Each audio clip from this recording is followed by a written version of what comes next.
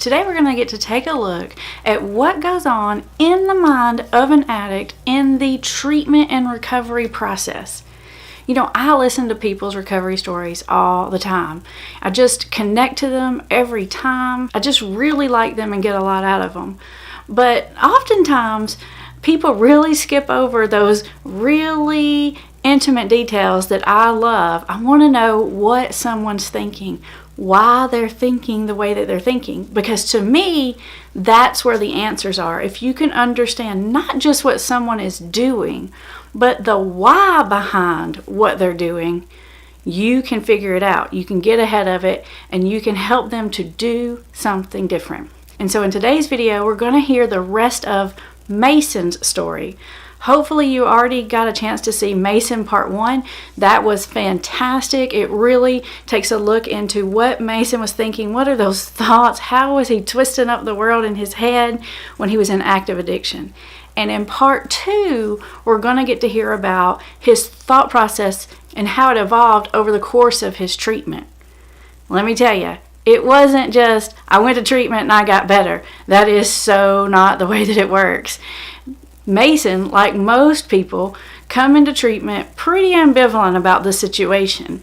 And so in this video, you're going to get to hear all those little things that helped and all those little things that set it back. You know, it's always interesting to get to hear someone's story about how they dug themselves out of the hole and into recovery. But this particular video is really going to zoom in on the thinking process, which I think is particularly important to family members of someone in recovery. If you can listen closely to Mason, listen to his whole story, you can really begin to understand how recovery truly is an evolution, and it'll give you such a better, more realistic expectation about how recovery happens, how long it takes, what are the stages. Listen up, because Mason is going to do a great job of explaining that to you.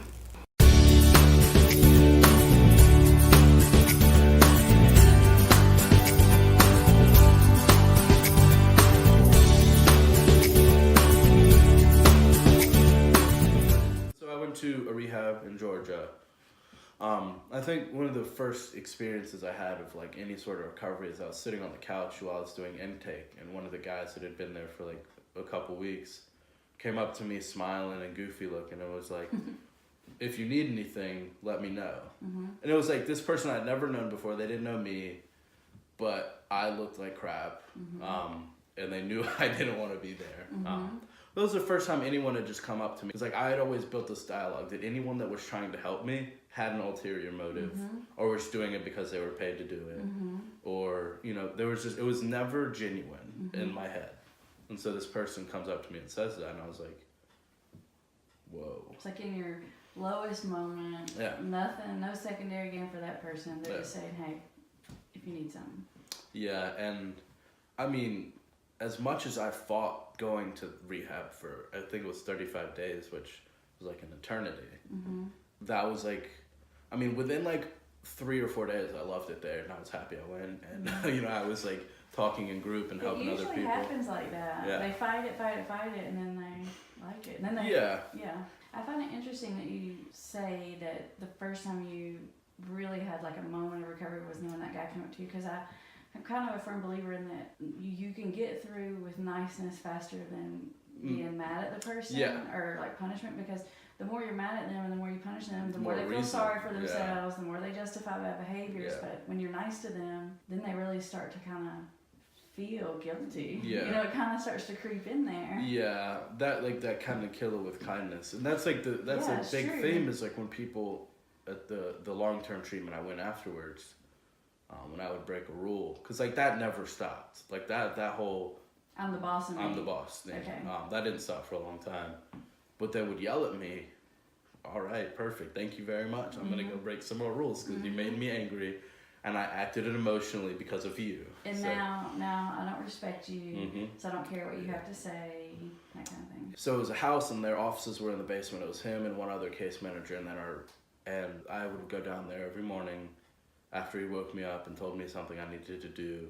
And we would get in literal like top decibel screaming matches Wow. for like 10 minutes. Wow. And then I would go upstairs and I'd be like, perfect, got my excuse Yep. for the day. Yep. And they went on like that for 7 months where I was just, or 3 or 4 months where I was just constant yelling. And like I went back after I finally, things clicked, and I was like, yeah, like, sorry if that made you guys uncomfortable. I was like, yeah, well, it was, You had to make an amends. I had to make an amends to Yeah. everyone that was down there, because Yeah.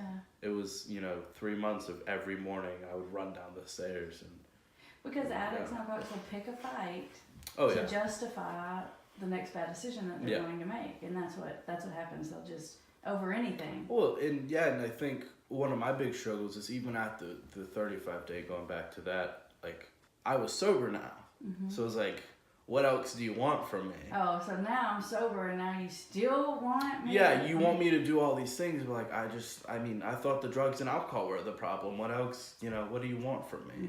That's almost harder to It's help harder people to understand explain to someone. that how all those little things are even more important than drugs and alcohol. You just have to get the drugs and alcohol off the top to get to Yeah. the patterns and the behavior like you're talking about. And that's like the longest freaking process. Because it doesn't, like getting the drugs and alcohol out of your system, that's like a cakewalk, you know? Right. Like That's getting, really the easiest stopping is like the easiest thing. Right. And then you have to explain to this person that couldn't stop drinking, getting high for years, all right, the work has just begun, but like I thought the drugs and alcohol were the problem, and I'm doing fine. I'm doing fine. Trying to convince the person that they were the drugs and alcohol were the solution to like the problem, which is your brain. You're thinking. You're thinking. The way you're twisting things up or rationalizing. Or And there's no right way. There's no right time. There's not a moment in anyone's recovery or like in everyone's recovery that like is universal, that it just clicks. It's really more of a slow learning process. It's a slow burn. I call it, most people wait for that big spiritual moment. I call it like the Jesus comes down to the Yeah. mountain moment, but it really doesn't happen like that. No, it's like It's a over little time. and Yeah, a it's like little. osmosis, and like you plant one seed and then it You just start to really, change, yeah. and then another thing and another thing. Yeah. You don't see it either. Like no one, I didn't. Like everyone around me sees it as it's happening. I don't see it until like you get that like feeling of like, whoa. I just did something cool and good, and like I didn't, there was no like motive behind it or something. And then you start to feel good about yourself. That's a long process too, though, because when you get sober, when you're first getting sober, it's like you lose you don't have drugs, you don't have your coping mechanism, and you can't justify things because you're not drunk or you're not high. You have to feel Everything feelings. hits you at once. And it's like the most dangerous time in anyone's, I think, in a lot of people's recovery is that like first few months. When they first get sober and they're dealing with the wreckage. Because it's, imagine numbing your emotions for 8 years and then having every emotion conceivable in like a week. That's a lot to put on anybody. And having to deal with like a life you've destroyed, and relationships you've messed up, and all that stuff. Yeah, and that was hard, and I didn't even really, because it hit me. I remember it hitting me, and my go-to was to compartmentalize, and I was very, very good at that. When bad things happen, it's like open the drawer, put it in there, shut it, lock it, throw the key, and never deal with it. Master skill. Yep. Okay. And everything hit me at once, and it was like a bad couple of days.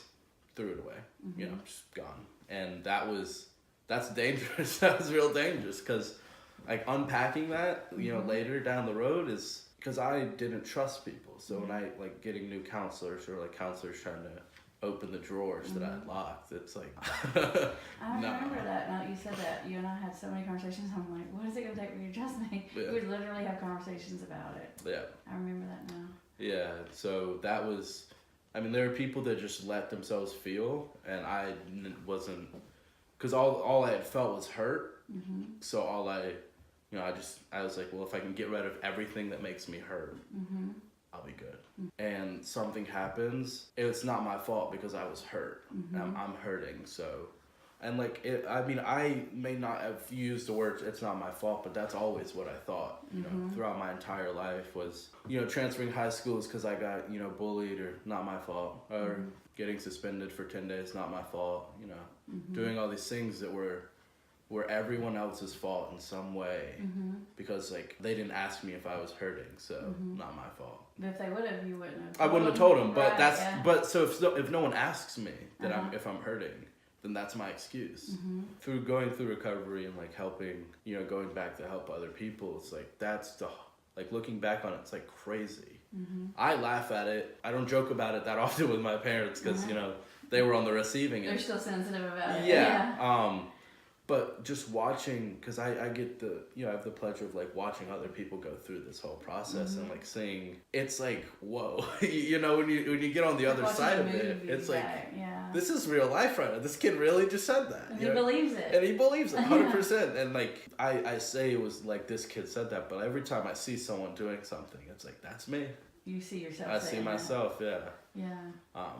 And that's, I mean, they're like, you could write like a book that never ended about the way that drug addicts and alcoholics think about things. Right, and I think that's so important. I think that's the hardest thing I have trouble explaining to not just people in recovery but their families and why normal stuff doesn't work. You're not dealing with normal thinking. Yeah, it's like superhuman thinking. It's warped, it's twisted. Yeah, it's impressive. Like metamorphoses, I don't know, like it's a mess in there and you can't use regular weapons on it. I remember like something that really impacted me. This guy, the treatment center I worked, ran away in the morning and I followed him. And then he went on this path and I was in the SUV, we drive the company car, and I had to get out and he was jogging. So I was like, 7:30 in the morning jogging with this kid who's trying to run away and just talking with him. And I wasn't like saying, hey, come back for 3 hours. Just like, what's going on? And so his dad, we called his dad, and his dad comes up, and we meet his dad at this place. And I remember sitting there, talking with the dad, because like I had never talked to a parent, of a client before. That wasn't my job title. It's a whole different volume. And the parent comes up, and we start talking, and his dad's crying in front of me. Me, this I think I was 21 at the time. 21-year-old who had done that exact same thing to my mom's over and over again, trying to console and explain because his dad was like so hurt by what he was doing, and then he ended up like taking the kid out of the rehab, but trying to console this parent that was my parent, and seeing him cry. And like I remember that because like being on the other side and seeing that without being like invested in it, because I met the kid the day before, never knew his parents, and seeing that without that happened to me, and I was like that person. I was that kid, a year before. It sounds like all of a sudden you finally felt the weight. I felt the weight of my actions all in one man's tears. Wow. And that was, as soon as we ended up resolving the situation, I texted my family in a group chat, said, love y'all. I just want to let you guys know I love you. You're like, I'm going to be nicer. Because I was like I think I ended up leaving work early that day because I was just like so. Really hit hard, huh? It hit hard because, my recovery, I think this is how it goes, is when you go through it and you start, that one area you don't deal with is usually what you did to your family. That's the one area that's because that's the overlooked. area you feel most shameful about. Yeah, that's the one area that I overlooked. And so when that happened, I sent that text, and then we went to Hilton Head that year for my birthday, and then I ended up making amends to my family, and I hadn't planned on doing it. Do you have any special piece of advice that you would give out there to someone in early recovery? I think in early recovery, like the most important thing for me, and I think for a lot of people, is we have a tendency as like alcoholics and addicts to isolate, and my family dynamic was not a part of norm. My life was not normal, and that wanting to belong, and that's like even at rehab, even if like 50% of the people there don't want to be sober, they certainly don't want to be alone. It's true. My advice would be, no matter if you want to get sober, if you want to stay sober, if you want to be at a rehab or not, like just hang out with people, because you can be miserable in rehab or you can be happy in rehab. And being around people is the only way to be happy. And because when I'm by myself is when I'm, destructive and I hate my life. Especially in early recovery, I think the key is just, being around people. Connection is the first step. Yeah, and I think, I mean, Russell Brand talks about life is connection, and I believe in that.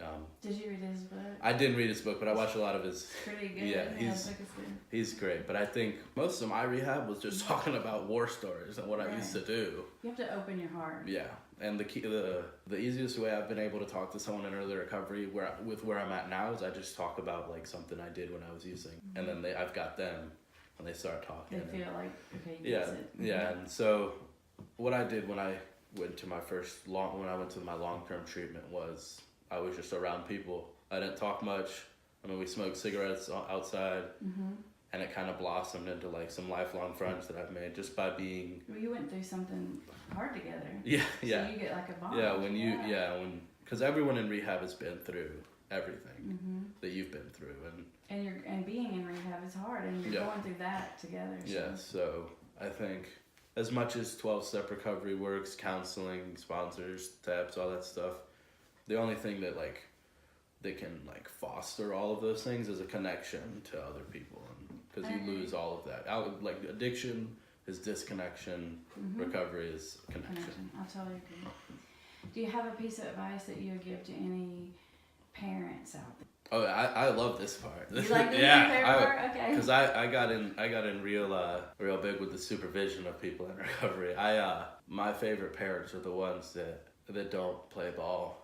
You know, the ones when their kids using out of the house, no car, no phone, no money. The hard ball. That's my go-to thing because it's crazy when you're not a piece of crap anymore. People ask you what they should do with their kid or I've had family members reach out to me. That must feel kind of surreal. Yeah. Yeah.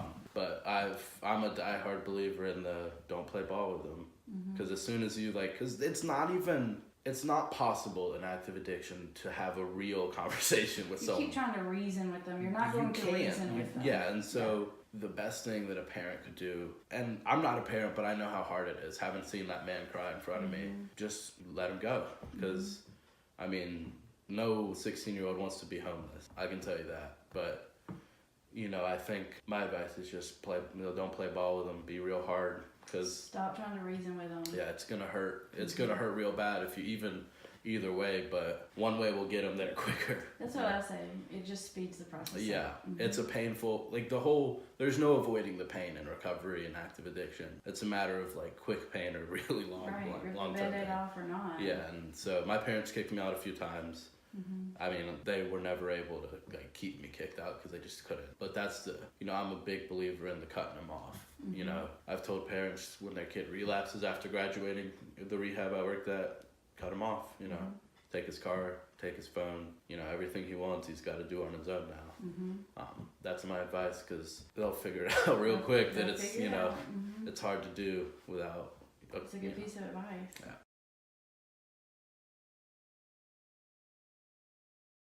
I go to the gym now. I go to the gym 6-7 times a week. That's my new thing. Your new big thing, yeah. Yeah, it's I go there. I don't go for more than an hour and a half, because after that's when people make really ego-based decisions at a gym. But so I've started doing a lot of powerlifting. But my life outside of rehab or outside of working in rehab is normal.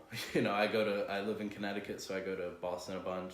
I've been to New York City a few times. I've been, all these things that I was how am I gonna do this sober? I've been to concerts, been to baseball games. I'm gonna go to some football games. So I live a really normal life. I just don't get high and drunk. And I'm 22, and I see alcohol at the grocery store. I cook with alcohol sometimes, but it's not a thing. No, it's not a thing for me anymore. I think sometimes people worry in early recovery about, if I stop using, will I ever have fun anymore or be happy? I have more fun because I'm there. I could tell you without a shadow of a doubt, you are a million times happier. You were a miserable, unhappy person. I was very, and even in recovery for a while, it was just this is miserable. You have to get on the other side of that. Yep. Yeah.